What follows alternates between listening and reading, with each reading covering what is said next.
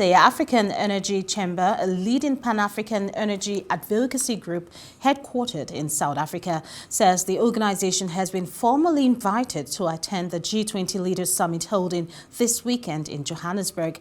Speaking at the G20 Africa Energy Investment Conference held today, the AEC's executive chairman, N.J. Ayuk, says Africa's views on global energy transition have been well presented at the G20 presidency. Let's take some excerpts. The G20 has always been a discussion from wealthy nations and sometimes one African nation that gets really involved. This year has been something even more special. Africa leads the G20.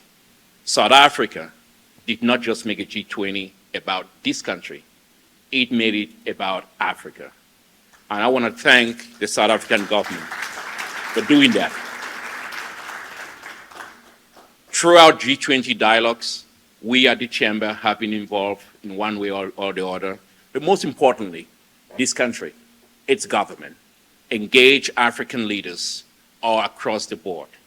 When it comes to energy, Minister Mapopa and Minister Mantashe talked with most African ministers, private sector, public sector, getting various views, their opinions, to see how we have a truly represented African, truly a true African representation with all the dialogues.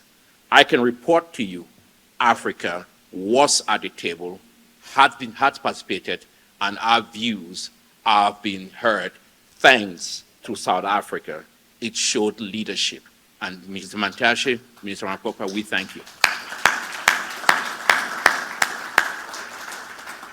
As we have this gathering here, we also felt it was important for us to give them a chance to report to us some of the issues that they've discussed.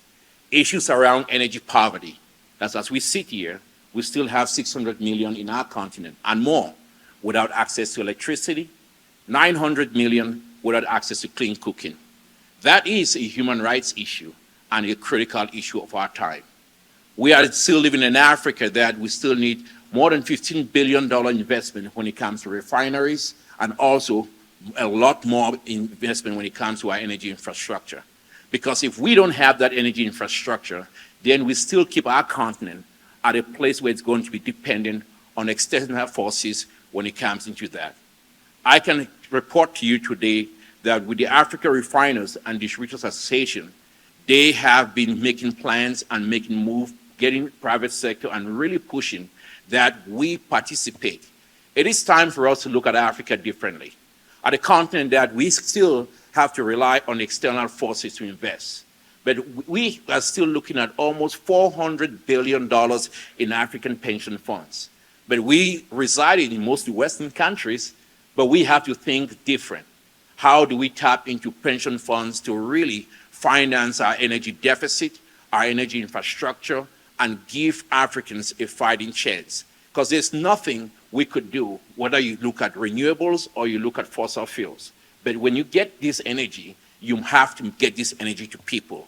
Grid, boosting our grid infrastructure, and looking at tank farms, refining capacities, we might have to start thinking different. We might have to put skin in the game, folks. It's time for us to put skin in the game. We had almost 800 people registered here today, but I think the majority, Minister, they plan to come in the evening for the, we got it, what do you call it? A VIP cocktail. So when it comes to alcohol, we show up. Now when it comes to listening to Minister Mantashe, everybody stays home. That's okay, we know what you've done to them, you know. And, you know, it's always very difficult to have these conversations. And somebody asked me the other day and said, what's going to be the G20 declaration? I'm like, ask Minister Mantashe. And he said, well, you know, if we ask him, a lot of people are going to run away. But guess what? I can tell you, we are all in sync. The Minister Mapopa, Minister Mantashe, they have given us something that is so dear. I think sometimes when things are good, we forget when things were bad. We had times in this country when load shedding was a thing every day. They fixed it. They fixed it. And we need to be thankful.